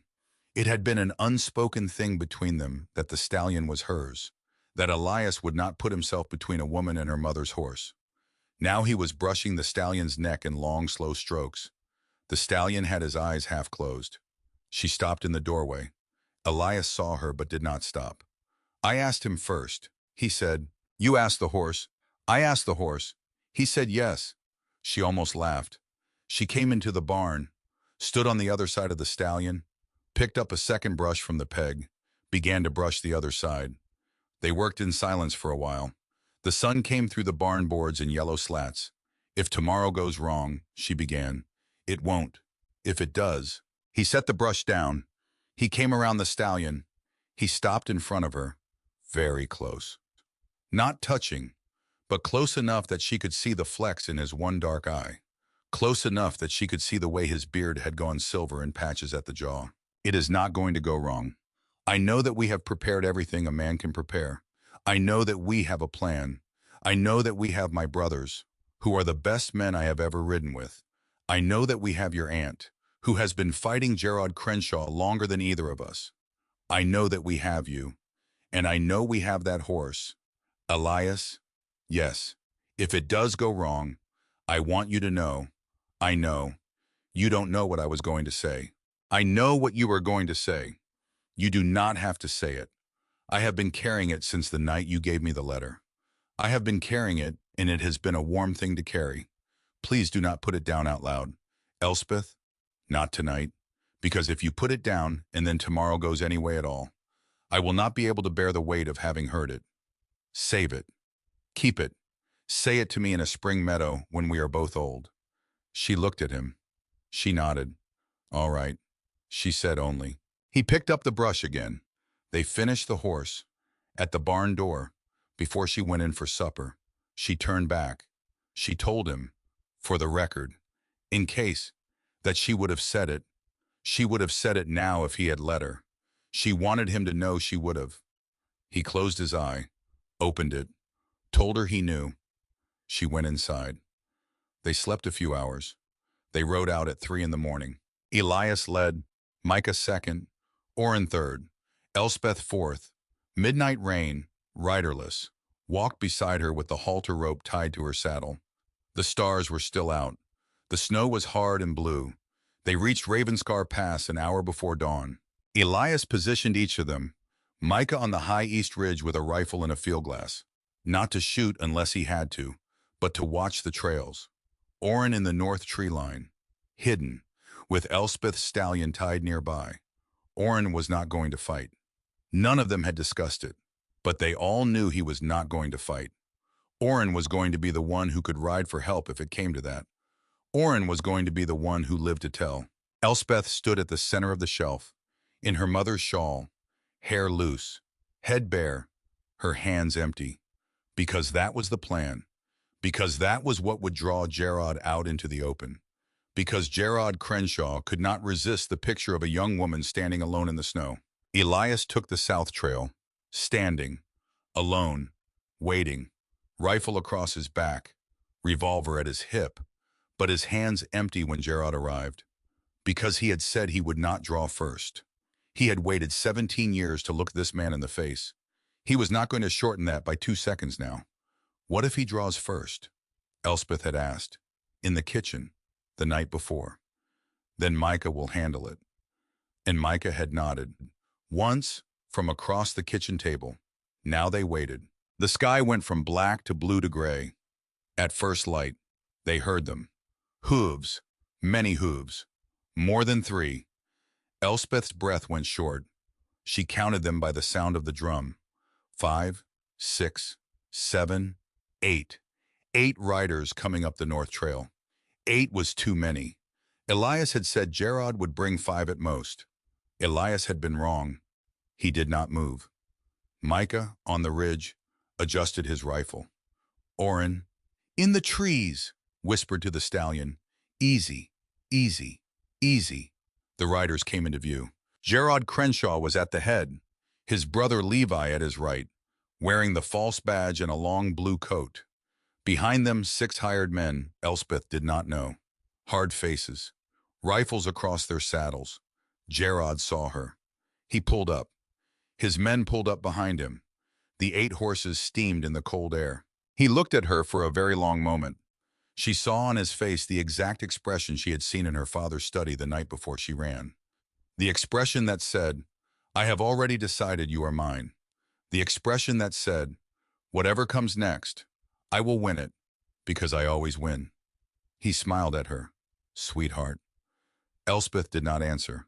He nudged his horse forward, rode into the center of the shelf. His men followed at a distance. He reined up 10 feet from her. He looked down at her from the saddle, told her this had been quite a chase. She kept her hands at her sides. He asked where the men were who had brought her here. I brought myself, little liar. Levi, look around. Levi Crenshaw urged his horse in a slow arc around the shelf. Scanning. He was slow. He was not a good scout. He did not see Oren in the trees. He did not see Micah on the ridge. He did see, at last, Elias standing at the mouth of the South Trail. He drew his horse up sharply. There's a man south, he called back. Alone, on foot. Gerard turned in the saddle. He looked for a long time. Well, Elias Bridger. It's been a while. Elias, on the South Trail, said nothing. Levi, do you know who that is? No, that is the man I gave the eye to, when you were still small. That is the man who has been sitting on this mountain like an old bear for 17 years, pretending he did not exist. That is the man I told our daddy would come down someday, and I would have to deal with him then. This is then. Levi, this is then. Elspeth spoke loud enough to cut across it. Gerard, your business is not with him. Your business is with me. Send your men down.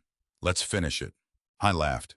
Sweetheart, my business with you is going to take about 15 minutes, and then we are going home. My business with him is going to take longer, but I can do both. I have all day. He raised his hand. His men raised their rifles, not at Elspeth, at Elias. Elias did not move. Elspeth's breath stopped, because this was the moment, because this was the fallback, because Elias had one hand loose at his side, and if he moved, Micah on the ridge would fire, and if he did not move, Levi's men would fire, and either way somebody would die at the count of 3. Except Elspeth had one more piece of the plan that they had not discussed in the kitchen, because she had thought of it in the barn last night, alone with the stallion, while Elias had been washing his face at the pump, because she had not told Elias, because Elias would have said no. She whistled. A whistle she had learned from her father when she was 7. A high 3-note whistle. The whistle Ambrose Braithwaite had used to call midnight rain home across a wide summer pasture. A whistle no other horse in the world would answer to. A whistle the stallion had not heard since Ambrose died. From the trees, a crash, because Midnight Rain had heard, because Midnight Rain had recognized, because Midnight Rain had torn free of Oren's halter rope and was coming at a gallop, black against the snow, ears back, mouth open, eating up the ground between the tree line and his girl. He did not run at Gerard. He ran at her, straight at her, the way a horse comes home. But his path went between Gerard and Elias. 16 hands of black horse at a full gallop.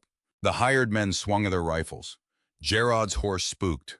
Levi's horse reared, the whole line of riders scattered by 2 feet in different directions. That was all Elias needed. He drew. His revolver came up smooth and fast and level. He did not fire on Gerard. He fired the warning shot Amos Kirby had taught him 20 years ago in a mining camp, one shot into the ground 5 feet in front of a horse. Not to kill, to panic the animals, to break the line. Micah, on the ridge, fired the second warning shot, rifle, above the men's heads, and from the east, at a full gallop, 3 horsemen came up the pass, riding hard, riding banners. U.S. Marshal Amos Kirby had covered the last of the ground between Fort Laramie and Ravenscar Pass on a fresh horse borrowed at Ambler Junction. He had brought 2 deputies. He had been half a mile out when the first shot went off. He came onto the shelf with his rifle across his saddle and his voice ringing off the rock walls. Gerard Crenshaw, Levi Crenshaw, you will drop your weapons. Now. Gerard turned toward him. His horse was still fighting the reins. His face had gone the color of old snow. Levi Crenshaw made the mistake. Levi Crenshaw drew because Levi Crenshaw thought his brother's badge would protect him. Except his brother's badge did not exist in law and had not for 3 years. And Levi had ridden onto federal ground with a fake badge and a drawn gun and 8 hired men who had all just lowered their rifles the moment they saw the marshal's real one. Amos Kirby did not fire. Amos Kirby's left deputy did. 1 shot. Levi Crenshaw's right shoulder, clean. Levi went sideways off his horse into the snow, screaming. Gerard stared at his brother. Then Gerard looked at Elspeth. Then Gerard did the thing that later, in her memory, she could never quite watch clearly, because it happened in less than 4 seconds and it changed everything. He dropped his reins. He drew a small pistol from inside his coat. He aimed it, not at the marshal, not at Elias, at her. Because if he could not have her, no one would. She saw the black hole of the barrel. She heard Elias shout her name. She heard Micah on the ridge fire. Micah had spent a decade reteaching himself to shoot with a hand that was missing 3 fingers. He had built himself a rifle stock with a shorter pull and a wider trigger guard and a leather-wrapped brace that anchored against his forearm instead of his hand. He could not shoot fast. He could shoot exactly once. He could shoot exactly once, and he could shoot true. He fired exactly once. Gerard Crenshaw's pistol went off at the same instant. Micah's bullet took him high in the chest. Gerard's shot went wild. Gerard fell forward across his horse's neck. His horse walked 3 steps and stopped. Gerard slid down into the snow. He did not get back up. The wind moved. Nobody spoke. Elspeth stood in the center of the shelf, still and cold, and midnight rain came to her and put his nose against her cheek. She stood there with his warm breath against her face while the world came back into focus 1 piece at a time. Amos Kirby's voice, from very far away, was calm. Deputies, round the rest of them up. Nobody moves. Elias's boots in the snow, coming toward her. Fast, but not running. A man who has learned not to run to a wounded animal. He stopped in front of her. His one dark eye searched her face. "I'm all right," she said. "Elspeth, I'm all right. Elias." He put his hand very carefully, very slowly, as if she were made of glass against her cheek. She leaned her face into it. "You whistled," he said, so quiet only she and the horse could hear. "Yes, you whistled for the horse and you didn't tell me. You would have said no. Elspeth, Elias, I am all right. I am here. He is not. It is done. I whistled and it worked and it is done." He pulled her against his chest. The stallion stood at their shoulder. They stood in the snow like that until Micah came down from the ridge, and Orrin came out of the trees, and Amos Kirby began the paperwork that would take the next 6 months to finish. The winter took the trial. Or rather, the trial took the winter. Micah went twice to Cheyenne to testify. Elspeth went once. Theodora Wycombe went 3 times. Halbert Renshaw came from Denver on the January stage and brought his papers. The apothecary himself was tracked down and put on the stand. The boy courier, now a young man in the meantime, sober and shaking, had in his hands cried so hard on the stand that the judge called a recess and did not resume until the young man had drunk a glass of water and started again from the top. Gerard Crenshaw was dead, which spared them a trial for the murder of Ambrose Braithwaite, which was, Amos Kirby said grimly on the porch of the cabin one January evening, both a mercy and a theft, a mercy, because Elspeth did not have to sit through Gerard's cross-examination of her. A theft because Ambrose did not get the public verdict he deserved. Levi Crenshaw got the verdict instead. 20 years for buying his badge, for aiding the poisoning of Ambrose Braithwaite, for the false arrest attempt at Ravenscar, for the drawn weapon at Ravenscar. 20 years in a federal facility outside Denver. His false badge was destroyed in open court, in front of him, by a bailiff who ground it under the heel of his boot and swept the pieces into a small metal pan for the record. The clerk who had sold it to him was already in a cell of his own. There was one afternoon of the trial Elspeth remembered ever after. Halbert Renshaw, the Denver lawyer, had brought a single sheet of paper into the courtroom. He unfolded it in front of the judge. He said, "Your Honor, if I may, this is a letter. It is not evidence. It is a note of instruction, written to me 21 years ago by a young woman named Tamsin Wycombe, who paid me $38 in coins the first year and asked me to hold that money against a day she was afraid might come. I have held that money and added to it, at her instruction, every year since. She is dead now. Her instructions have been carried out. I present this letter today only because the writer asked me to present it if her family was ever restored to her, which they have been, which is why I am handing it to her daughter now." He crossed the courtroom. He put an envelope in Elspeth's hand. Elspeth did not open it there. She opened it that night in the cabin, with Elias beside her and Micah at the fire, and Orrin carving in his chair, and Theodora asleep on the bench with her head against a rolled blanket. Inside the envelope was a second letter. Her mother had written it in a stronger hand than the first. Not younger, stronger. Older. Later. Written. Elspeth understood. In the weeks before Tamsin died, the letter said, "My darling, if you are reading this, you have found your way. I have believed for many years that a woman leaves her daughter what she leaves her daughter, and worries less about what she keeps from her daughter. And I have hidden much from you. I want to name 3 things I hope you have found. Your aunt, the mountain, and a man. I do not know his face any longer. I remember only that he had a way of looking at a wounded animal that was different from the way any other man on that mountain looked. He looked at it as if it were a person he had not yet met. If you have found him and he has not changed, keep him.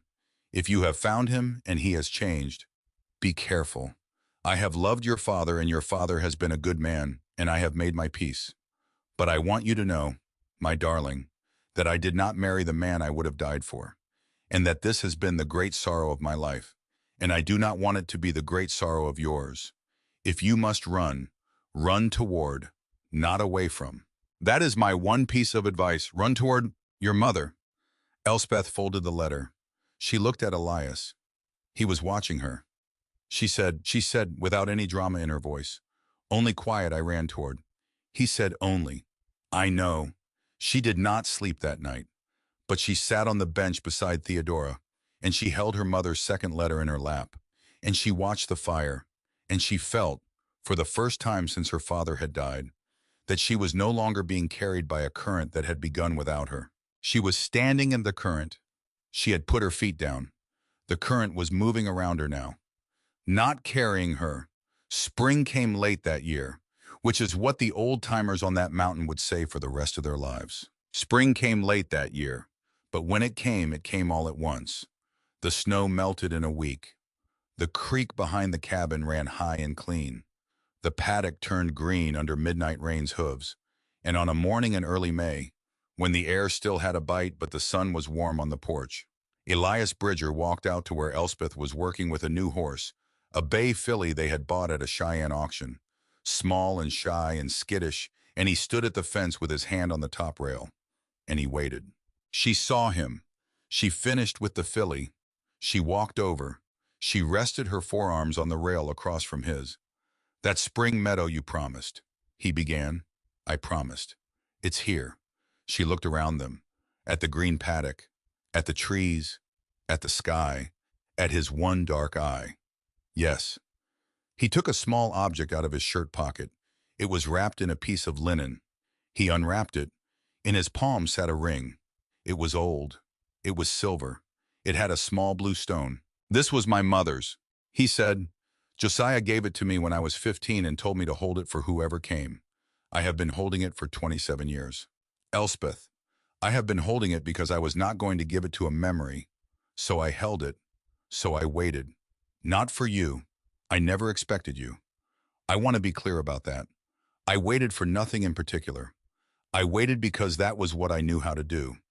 And then you rode into my clearing with your black stallion, and my brothers pulled you off your horse. And I looked at you, and I thought, oh, that is who I have been holding this for. She was crying already. She could not seem to help crying anymore. Since her father had died, she had cried and cried. And now she cried out of the opposite feeling. And it was the same kind of tears. Elspeth, you do not have to answer me now. You do not even have to answer me at all. I will hold it another year. I will hold it another 10 years. It is not a debt. It is not a claim. It is only a question.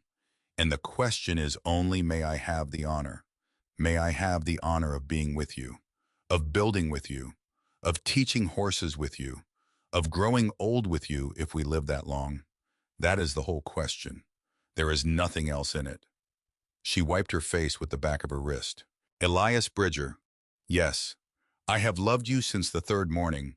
Elspeth, I have loved you since I woke up in your cabin the third morning, and you had left a cup of black coffee on the table beside the bed, and you had already gone out to the barn, and you had not asked me anything or wanted anything from me, and you had just left a cup of coffee. I loved you then. Elspeth, I have never said it out loud until now. I am saying it now. And yes, yes, yes, Elias. I put the ring on her finger. His hand was shaking. She had never seen his hand shake. She held it steady in both of hers. I am going to kiss you now, he said. Is that all right? Elias, for the love of God. He kissed her. Behind them, on the cabin porch. Micah leaned on the rail and said to Orrin, "Called it?" Orrin, wiping his eyes with the back of his hand, said, "Called it." They were married in June, under a stand of pines behind the cabin. Just them, the two brothers, Theodora, Amos Kirby, a preacher from Standing Rock, and one black stallion tied loosely to a tree, watching the whole thing with the mild curiosity of a horse who had finally decided the humans he loved were being sensible. Elias wore an eye patch. Elspeth had embroidered with a small sprig of lavender and silk thread. It had taken her 3 months. Her stitches were still crooked. He did not care. He would wear that patch until it fell apart. She wore her mother's silver locket. Inside the locket, folded very small, was one line of her mother's handwriting from the first letter. If our girl ever finds you, keep her. She had kept the letters themselves in a wooden box in a drawer in the cabin.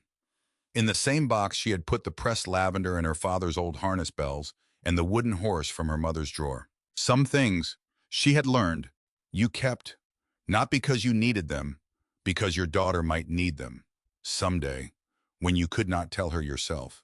They built Tamsin's Meadow the next summer. That was the name Elspeth chose, a rehabilitation ranch, on the flat land east of the cabin. Micah built the barn. Orrin designed the paddocks he had learned from watching Elspeth, and he had ideas, and his ideas were good. Elias did the training. Elspeth did the intake. Because Elspeth, it turned out, had her mother's eye for a broken horse and her father's patience for the paperwork, and something all her own that was neither of them the ability to see. In the first 10 minutes of a horse's arrival, exactly which hand had hurt them and how, word got around the territory. Not fast, but steadily. Wounded horses came, and with them, sometimes, wounded people. Boys who had run away, women who had walked north with nothing but a coat, old men who could not stop crying about a horse they had lost in the war years. Elspeth turned no one away. Neither did Elias. Neither did Micah or Orrin. Theodora, at 71, moved into a small room off the main cabin. She said she was too old to keep the stone hut warm alone. Elspeth said, "Sit down, Aunt. You are home. This is your home now." Theodora sat down. She did not get up much after that. She lived to see Elspeth's first child, a girl, chestnut hair, blue-gray eyes. They named her Tamsin. Little Tamsin.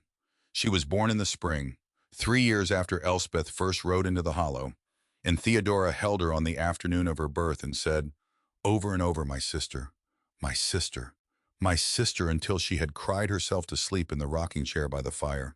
Micah, at 37, married the daughter of the preacher from Standing Rock. Her name was Kate.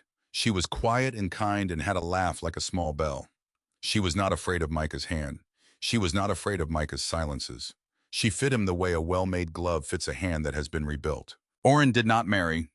Orrin told Elspeth, when she asked him gently once, that he had all the family he needed, and he loved being an uncle more than he could ever have loved being anything else.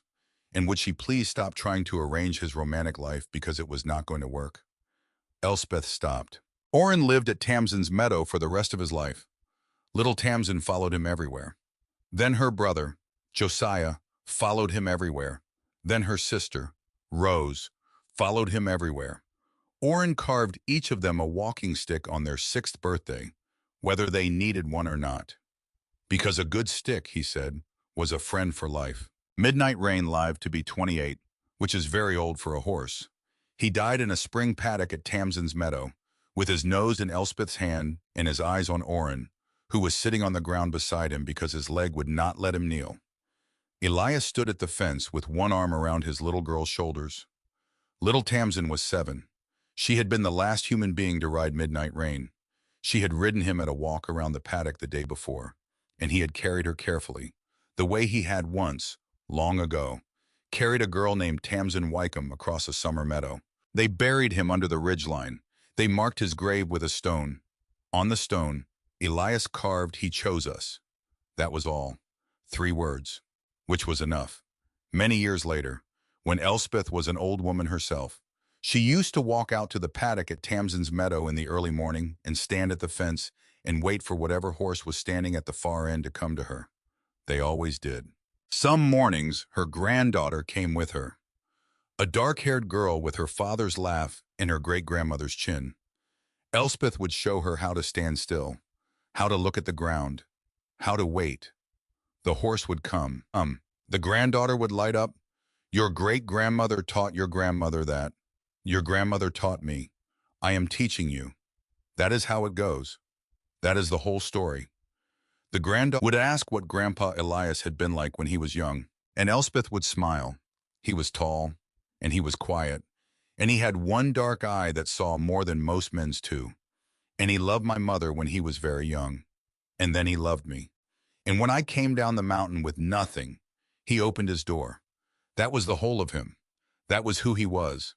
The granddaughter would nod, would ask about the horse. Elspeth would answer, always in the same words, and the words would carry a weight the child would not fully understand until she was much older. The horse chose us. The horse in front of them, whichever horse it was, would blow warm breath into the girl's cupped hands. The mountain would hold them. The morning would go on. And somewhere, in a small wooden box in a drawer inside a cabin at Bridger Hollow, 2 old letters written by a young woman named Tamsin Wycombe would rest under a sprig of lavender that never seemed to fully lose its scent, letters that had done their work, and had been read by the people they were meant for, and had brought the woman they were written about home. That was how it ended. Not with the shot in the snow, not with the trial, not with the marshal or the badge or the buried enemy under a nameless mound outside Cheyenne. It ended with a woman at a fence, and a horse, and a mountain, and the choice. Every